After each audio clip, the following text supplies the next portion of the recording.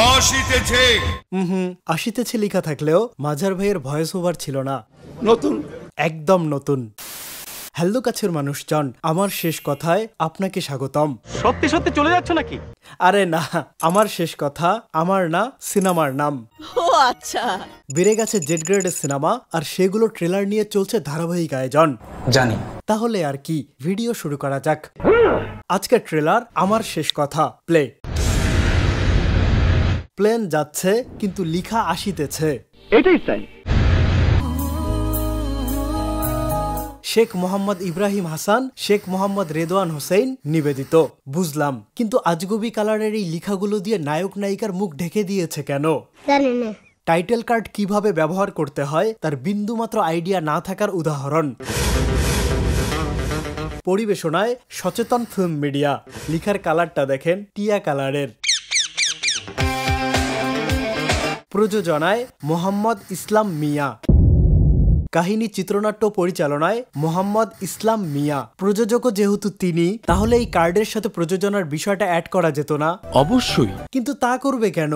2 minute 56 সেকেন্ডের এই ট্রেলারের প্রথম 24 সেকেন্ড জুড়ে ছিল নানান রকমের কার্ড, আর সেগুলোর প্লেসমেন্ট, কালার খুবই বাজে। এদিকে লেখাগুলোর অ্যানিমেশন ব্রিটিশ আমলের। এই যুগে এসে এমন অ্যানিমেশন কিভাবে করলো তা নিয়ে গবেষণা করা উচিত। সিনেমার নায়ক জয় চৌধুরী, যার কিছু ভক্ত তাকে বলেছে রণবীর কাপুরের মতো লাগে। আমার ভক্তরা অনেকেই রণবীর কাপুরের সাথে মাঝে মাঝে মিলায়। পুরাই রণবীর। এই সেই ভক্ত যারা জয় চৌধুরীকে বলেছে রণবীর কাপুরের মতো লাগে। পুরাই রণবীর।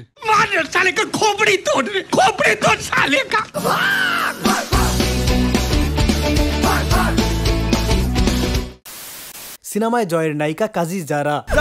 জারাকে ডাইকেন না, ওনার দুলাভাই চেতে যাবে। ব্যাপারটা তো বুঝলাম না। বুঝাই দিচ্ছি, নায়িকা জারা হলো নায়ক জয়ের আপন শালিকা। কি কও তুমি?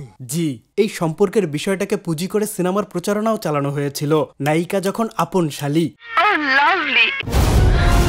পার্থক্য ধরতে পেরেছেন? না। 2 বার ঘুরে তাকানোর ক্লিশে। সব সিনেমায় 3 বার ঘুরে তাকানোর ক্লিশে থাকে, কিন্তু এই ট্রেলারে সব 2 বার করে। এডিটর আবুল ভাই ব্যতিক্রমী কাজ করেছে, তাকে অভিনন্দন। কংগ্রেচুলেশন। প্রথম 30 সেকেন্ডে র্যান্ডম স্টাফের পর শুরু হয় ডায়লগ বাজি। শুরুতে অমানুষ। অমানুষ আমি না, অমানুষ তুই। আমি জন্ম থেকে এনার সেম অ্যাক্টিং দেখতেছি। দাঁতে দাঁত চেপে ডায়লগ মারে আর সমানে চিল্লায়। পড়ান। সিনেমায় জয়ের নাম সূর্য। সূর্য। সূর্য। চলেন সূর্যের বাসায় ঢুকি। তুই যদি আমার বাড়িতে ঢুকিস, আমার মরা মুখ দেখবি। ঠিক আছে, ঢুকবো না। তুই যদি আমার বাড়িতে ঢুকিস। শব্দ কে করলো? এই আপা করেছেন।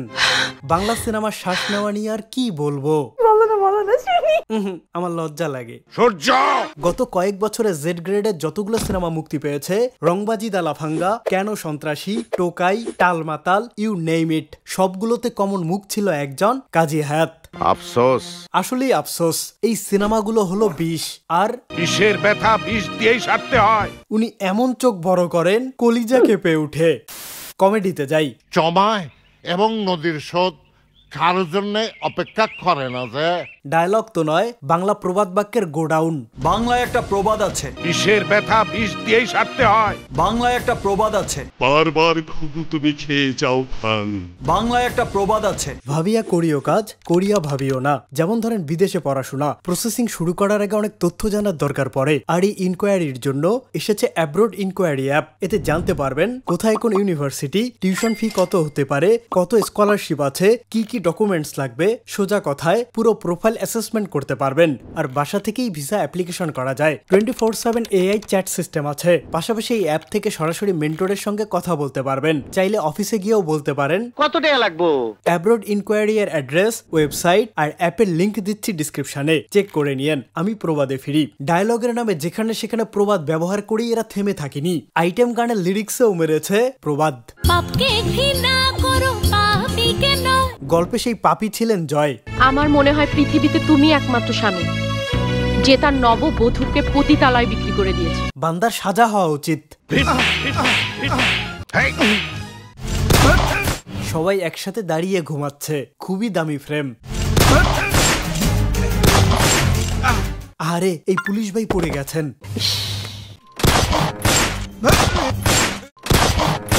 বাধাই করে রাখার মতো এক্সপ্রেশন। আহা,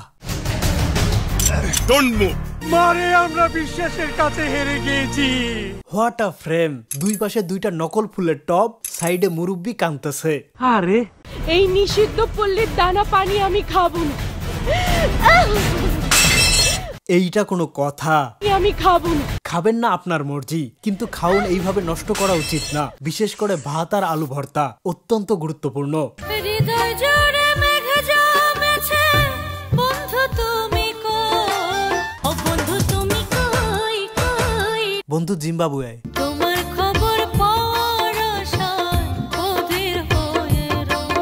সূর্য, আমার পল্লীতে তুই আর কোনোদিন আসবি না। 90 দশকের বিয়েবাড়ির এডিটিং ব্যাক। পৃথিবীতে সবচেয়ে নরম জিনিস কি জানিস? অ্যারোজেল। মানুষের মন। ও শিট, মাইনাস পেলাম।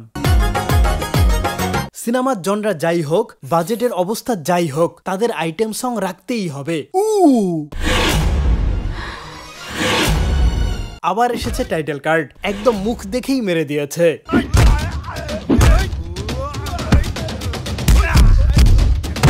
What a camera angle!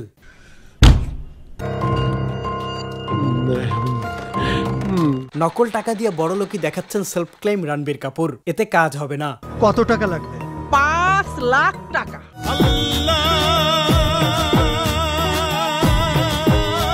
বাহ, কি অ্যাক্টিং করতেছে! এই ছিল ট্রেলার নামের বস্তু। না আছে কোনো প্ল্যানিং, না আছে ট্রেলার বানানোর idea, just random shots, random cuts, that's it. এদিকে এক একটা শটে এক একটা মিউজিক,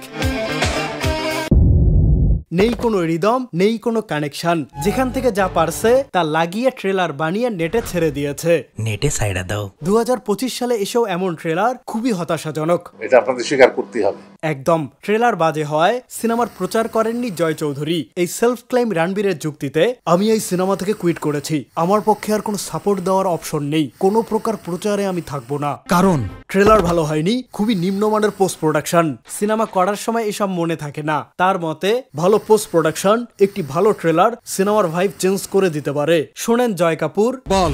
আমার শেষ কথা, এই সিনেমার যে আয়োজন, যে ফ্রেমিং, যে মেকিং, যে অভিনয়, আপনি যদি মার্ক উলেন এন্ড অ্যাসোসিয়েট কে দিয়েও এই সিনেমার ট্রেলার বানান, সেটাও হতো। এই কন্টেন্টকে ঠিক করা অসম্ভব। এই সিনেমা ইতোমধ্যে তুমি নলে চলে এসেছে। আপনাদের কয়েকটা জিনিস দেখাই। সিনেমার শুরুতে নায়ক দৌড়ে স্কুলে আসে, কারণ তার এসএসসির রেজাল্ট দিয়েছে। এই বান্দা নাকি এসএসসির শিক্ষার্থী। একটা ফ্রেমিং দেখাই, সূর্য তার বসকে টাকা দিচ্ছে, ঠিক আছে? হ্যাঁ ভাই, ঠিক আছে। আসলে না, আমি এখানে জুম ইন করে দেখিয়েছি। মূল ফ্রেমে ক্যামেরার সামনে একটা ভুঁড়ি, একটা নাদুস নুদুস ভুঁড়ি সামনে রেখে ফ্রেমিং করেছে। গর্বে আমাদের বুকটা একেবারে ভরে গেছে। আরেকটা গানে জয় চৌধুরী ইতিহাসের মারুফ ভাইয়ের ভং ধরেছেন। আমি জীবন্ত একটা লাশ, এটাই নতুন ইতিহাস। যতই চোখে পানি আনেন, নাচের স্টেপ কপি মারেন, ইতিহাসে মারুফ ভাইয়ের লেভেল অ্যাচিভ করা ইম্পসিবল। আরেকটা সিনেমায় নায়িকা আপা গ্রামের মেয়ে, আমি এই এলাকার ইমাম সাহেবের মেয়ে। গ্রামের ইমাম সাহেবের মেয়ের 2 হাতে ট্যাটুর কারখানা। এই জীবন আমি আর রাখবো না। এদিকে নায়ক ভাইজান কারাগারে নামাজ পড়ায়, ভালো কথা, কিন্তু তার হাতেও দেখেন ট্যাটু। বাস্তব জীবনে আপনার ট্যাটু থাকতেই পারে, কিন্তু সিনেমায় আপনি একটা চরিত্র করছেন যেটা পুরোপুরি ধর্মের সাথে সংযুক্ত। সেই চরিত্রের জন্য বিন্দুমাত্র ডেডিকেশন নেই, একটা ট্যাটু পর্যন্ত হাইড করার সেন্স নেই। মনে রাখবেন, সে আবার নিজেকে ভাবে রণবীর কাপুর। সুনাই দে রা বেরা নাই হু মে।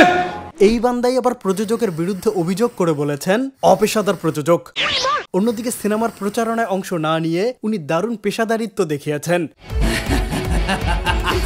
এই বান্দার প্রতিটি সিনেমা অতি অখাদ্য।